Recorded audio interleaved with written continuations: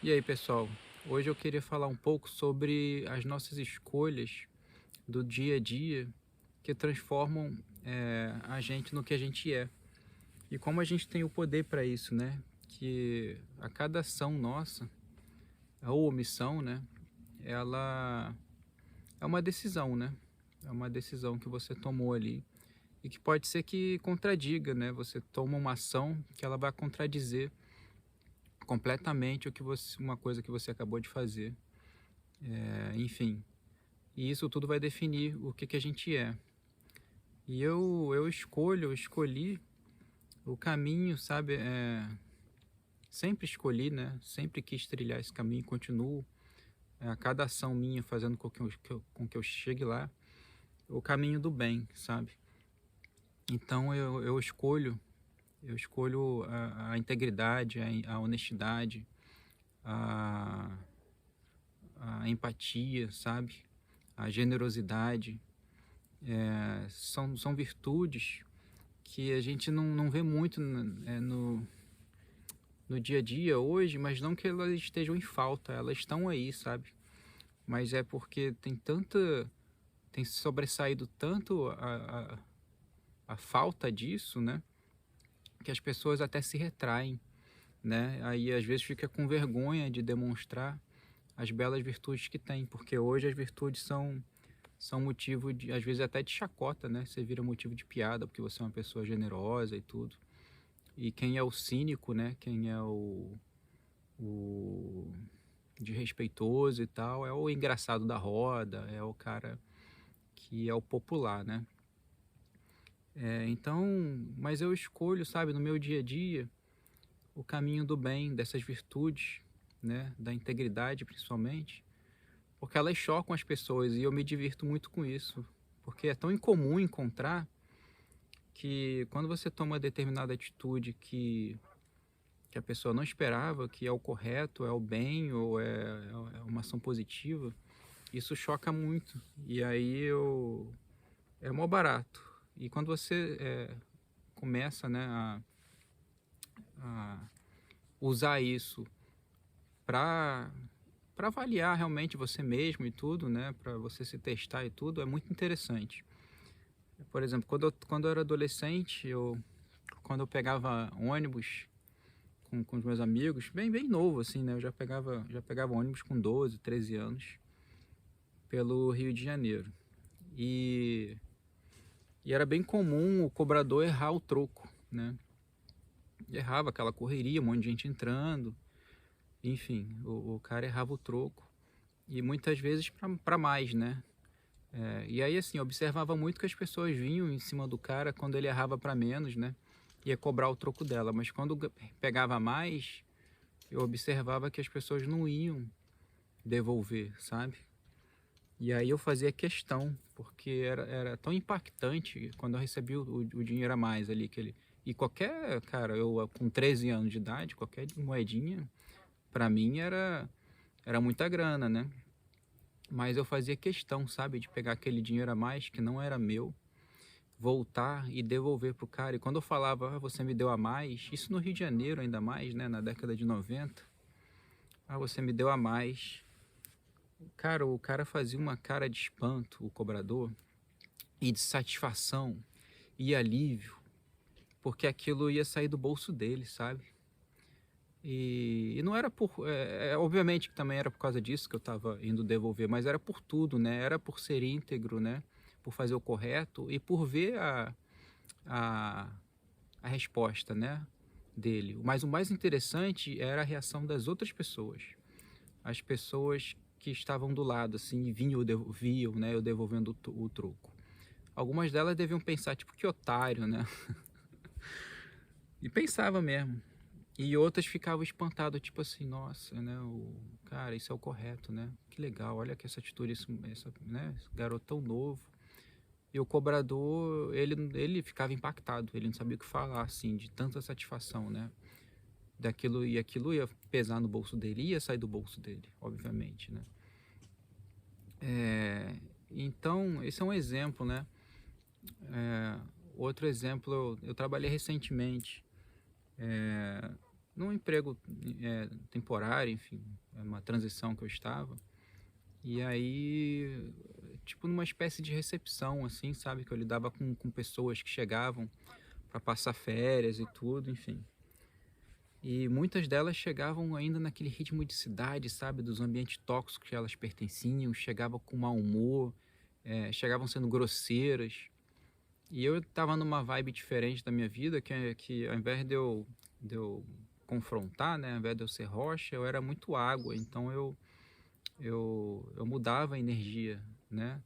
Para ver se a pessoa via de fato onde ela estava, né? Ela estava num ambiente de relaxamento agora. Acabou o inferno que ela vive, ela não estava mais. E ela, às vezes ela precisava se tocar disso só. Ela só precisava de uma palavra de alguém que compreendesse isso, sabe?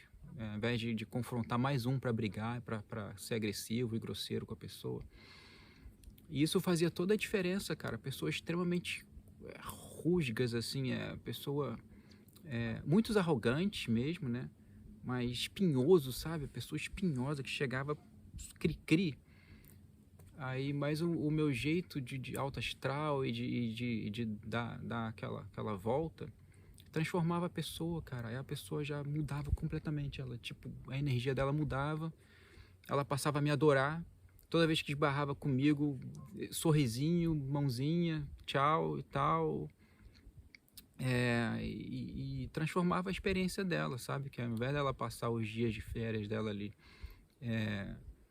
caçando briga com todo mundo, ela passou a curtir só porque uma pessoa agiu diferente do que ela estava acostumada, entendeu? E aí você vê que aí deve ser em casa, deve ser no trabalho, né? Porque se for só no trabalho, a pessoa não era tão carente assim de uma atitude, né? Compreensiva. Se fosse só em casa, também não. Era ausente na vida dela isso. E aí, cara, um outro exemplo também, né?